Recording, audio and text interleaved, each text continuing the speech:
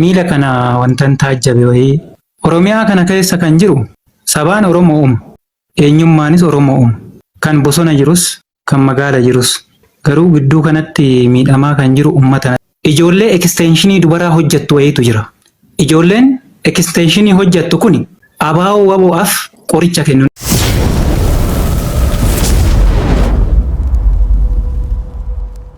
Yooyaa harka fuunee shamaa hordoftoota fi kabajamtoota maatii jiru miidiyaa nageenya keenya bakka jirtanitti isin dhaqqabu isiniin jenna odeeffannoowwan guyyaadhaan dhaqqaban qabannee isiniif dhiyaannee jirra. Akkasuma ergaa Oromiyaarraa guyyaadhaan dhaqqabeetu jira. Ergaa sanis kan isin biraan geenyu ta'a. Osoo gara odeeffannoo keenyatti isin hin dabarsin dura namoonni jiru miidiyaadhaaf haaraa taatan yookaan subscribe hin godhin subscribe gochuudhaan maatii jiru miidiyaa akka taatan isiniin jenna. Akkasuma like share gochuudhaan jajjabeessaan dhaamsa keenya gara odeeffannoo keenyaatti isin dabarsina. Isinis hamma xumuraan faana turaan affeerraa keenya. Saudi Arabiyaa Ambaasaadara Itoophiyaa Muktaar Kadir dhimma lammiilee Itoophiyaa 47 duuti Saudi Arabiyaa godina Naajiraa keessatti itti murtaa'e hordofaa jiraachuu hime. Murtii du'a lammiilee kana irratti darbe akka jijjiiramuuf pirezidaantiin Itoophiyaa mootii Saudi Arabiyaa xalayaa barreessuu fi kan ibsan Muktaar Kadir isaanis xalayaa barreessuun kallattiin mooticha dhaqqabsiisuu himanii jiru. Murtee kana kan jijjiiruu danda'u mootii Saudi Arabiyaa qofa ta'uu ibsuun mootummaan Itoophiyaa lammiilee kana rakkoo kana keessaa baasuuf hojjetaa jiraachuu ibsan. Haa ta'u malee lammiileen duuti itti murtaa'e nama lamaan ajjeefamaa jiraachuu gabaasuun keenya ni yaadatama. Lammiilee Itoophiyaa 47 Saudi Arabiyaa magaalaa Naajiraa mana hidhaa Singaal Aamii jedhamu keessatti hidhamanii duuti itti murtaa'e. Caamsaa 20 bara 2025 namoonni lama maqaan isaanii Abdusalaam Jamaal Muhammadii fi Abdusamad Naagii jedhaman baafamanii murteen du'a irratti raawwatamu ni yaadatama. Baay'inni hidhamtoota 47 yoo ta'u isaan keessaa namni 6 godina Jimmaa, 9 godina Harargee Bahaa, 7 godina Harargee Lixaa, 7 godina Arsii Lixaa, 6 godina Arsii, 5 godina Baaleeti. Paartiin siyaasaa adda bilisummaa Oromoo eenyummaan Oromummaa akeeka yaaddoo nageenyaa fi dantaa siyaasaaf dhimma ittiin bahanii miti jedhe. ABO'n guyyaa bilisummaa uummata Eertiraa waggaa 34ffaa sababeeffachuun haasaa pirezidaantiin Eertiraa Isaayyaas Afeworqi taasise irratti eenyummaan Oromoo meeshaa dantaa siyaasaaf dhimma ittiin bahanii miti jedhe. Addi bilisummaa Oromoo uummata bal'aa Eertiraa bilisummaa dhugaa barbaadamu san dhabullee baga guyyaa kabajamaa kanaan isin gahe jedhe. Pirezidaantiin Eertiraa Isaayyaas Afeworqi haasaa bilisummaa Eertiraa ilaalchisuun dhimmoota gurguddoo 3 irratti xiyyeeffachuu isaanii kan kaase ABO'n olaantummaan Ameerikaa hirkattummaa gargaarsa namoomaa Eertiraa fi Afrikaa akkasumas gaafa Afrikaa imaamata ifaa fi mul'ata dhaabuun sababa ji'ooistiraatejii jeeqamuu kan jedhu irratti dubbachuu isaanii ibse. Ji'ooistiraatejii ajandaa addaa taasisuun Suudaanii fi Itoophiyaa akka fakkeenyaatti fudhataniiru. Alagoonni naannoo tarsiimawaa ji'ooistiraatejii kanatti dhimma bahuun akka waraanni hammaate dubbatu jedhe. Itoophiyaan rakkoo baroota dheeraa keessa gangalataa turte keessaa bahuu dadhabde ammas bishaan Naayilii fi Galaana Diimaaf qabannaan ilaalcha Oromummaa kan uummata Oromoos bakka hin buune qabachuun lola kaasa jiru jedhan jechuun ABO'n ibse. Ilaalchi Oromummaa Eertiraa fi Itoophiyaa dabalatee gaafa Afrikaaf yaaddoo akka ta'etti dhiyeessuun Isaayyaas Afeworqi ilaalchi uummata Oromoo bal'aa fi eenyummaa Oromoof dhaban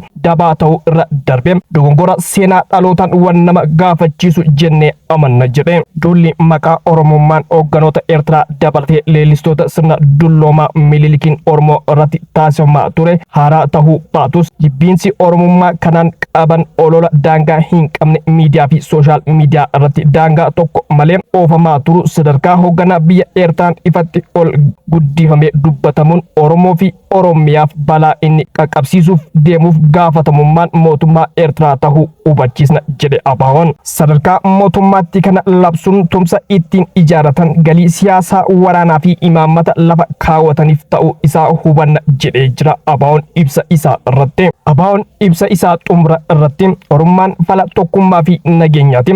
Ololli eenyummaa Oromoo irratti gaggeeffamu yakka seenaa fi seeraan wal nama gaafachiisudha. Duulli maqaa Oromummaa balleessuuf taasifamu seenaa keessatti hin milkoofne kana boodas hin argatu jedhe ABO'n ibsa isaa irratti.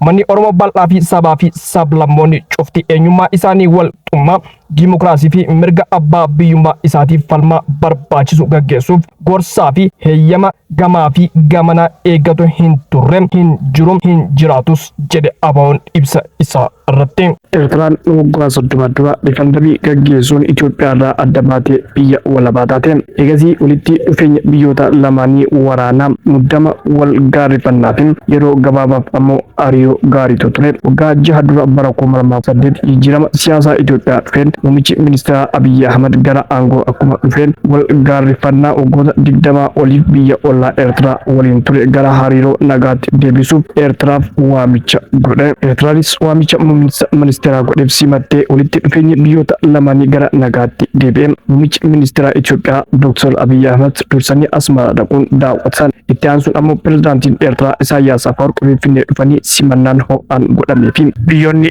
lamaan hariiroo diinummaa waggoota hedduu dhiisanii waliin guddachuu fi misoomaaf waadaa walii galan. Waggaa 2 booda ji'a Sadaasaa bara 2020 kaaba Itoophiyaatti waraanni TPLF fi mootummaa Itoophiyaa gidduutti eegale. Eertiraan duraanuu TPLF wajjin gadoo bara dheeraa qabdi jedhama. Waraanni TPLF fi mootummaa Itoophiyaa gidduutti ka'eetti Eertiraan Itoophiyaa goroon humna waraanaa bobbaasee TPLF lolte. Waraanni Eertiraa hirmaachise kaaba Itoophiyaatti gaggeeffames waggaa 2 booda waliigaltee Pirootoriyaan xumurame. Haa ta'u malee ergasii walitti dhufeenya biyyoota lamaanii laaffataa deemuu bira darbe muddama keessa akka gale ibsaawwan qondaalota mootummaa lamaanii kennamu ni mul'isa.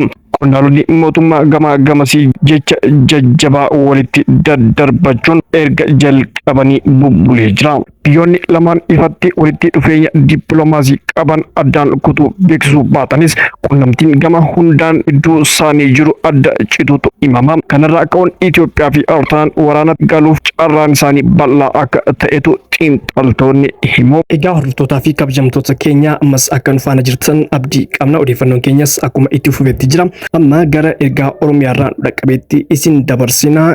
Isinis akka ergaa kana waliif sheer gootan asumaan dhaamsa keenya. Ergaanis kunoo akkana jetti. Miila kana wantan taajjabe wayii ani biyyuma keessa jira. Wantan taajjabe tokkotu jira beektu. Oromiyaa kana keessa kan jiru sabaan Oromoo eenyummaanis Oromoo kan bosona jirus kan magaala jirus garuu gidduu kanatti miidhamaa kan jiru ummata natti fakkaata akka kiyyatti.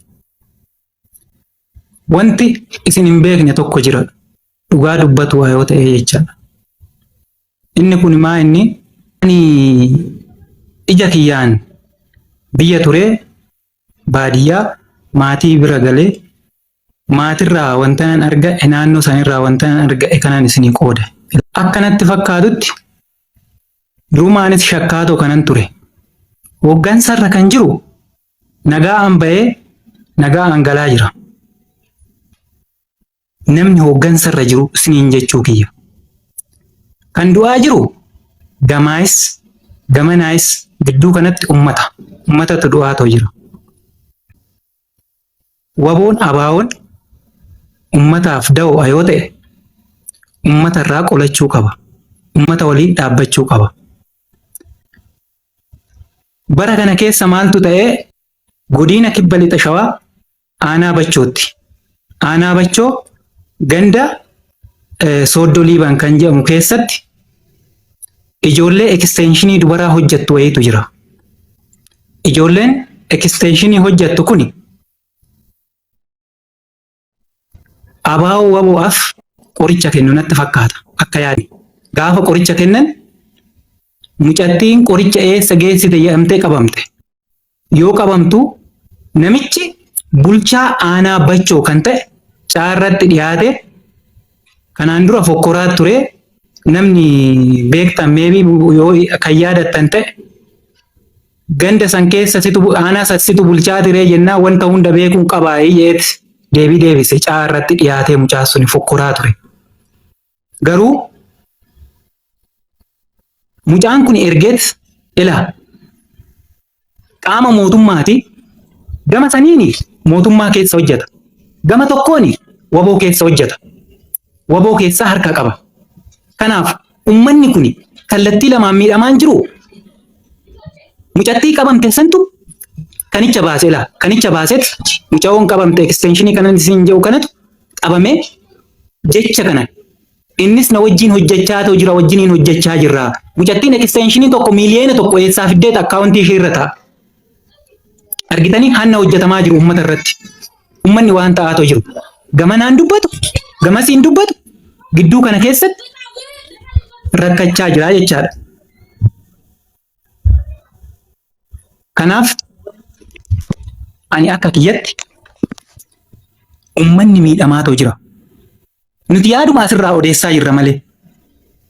Warri wal ta'aatoo hojjechaa jira. Kana waboon gara olii beekuu dhiisuu danda'a garuu qaamni waboo kara gadii irratti uummata irratti hojjechaa jira. Siistamni isaanii kun sirrachuu qaba. Kanaan duras ani siistamni isaanii kun sirrachuu qaba jedheen odeessatoo ture. Meebi warri itti dhiyeenyaan beektan kun akka uummata irratti raawwanni gara fuulduraatiifis akkamitti namni wal amanee waliin deemu. Itti aanee guyyuma kaleessaa kibba lixa shawaarraa ibsaan erga ibsaan baddee torba sadii. Wofcoo gadi bu'ee uummanni daakkatee tuun beeku mana wofcoo deemee midhaasa daakkatee nyaachaa tuun jiru. Rakkina keessa jira. Mootummaan qaama hidhataa itti gadi ergee mana uummataa ankoo akka'anii nyaata fidi waan nyaannu waan uffannu fidi jedhaniit manatti reebatoo jiru. Kuni kan ta'aa jiru asuma kiiloomeetira 80 Finfinnee irraa fagaattee jirtu. Ummannoo silaa akkana ta'aa jira. Kan akkana godhaatoo jiru silaa Oromoo uuma. Tokkummaa Oromoo akkanatti badaatoo jiru kanaan akkamitti tokkummaan faarfama. Odoo manatti reebamtu kan reebaa jiru Oromoo. Kan reebaa jiru warri lagaas reebaa jira. Warri kara oliitis warri magaalaatis reebaa jiru. Akkamitti jiraachaa jira ummanni. Kana beektus. Qaamni aangorra jiru ammas tokko du'eetoo hin beeku, miidhamees hin beeku, hidhameetis hin beeku. Ila kan miidhamaa jiru ammas kan du'aa jiru, kan ajjeefamaa jiru uummata hawaasa jiraata. Kana beeka. Kana quba qabaadhaa isinis. Gara Amaaraa yoo deemtan okkoo Amaara keessatti faannoon warra aangorra jiru hunda isaaniitti reebatoo jirti. Dhageessanii? Kana wanti ta'aa jiru ani kanuman isinii qooda galatooma.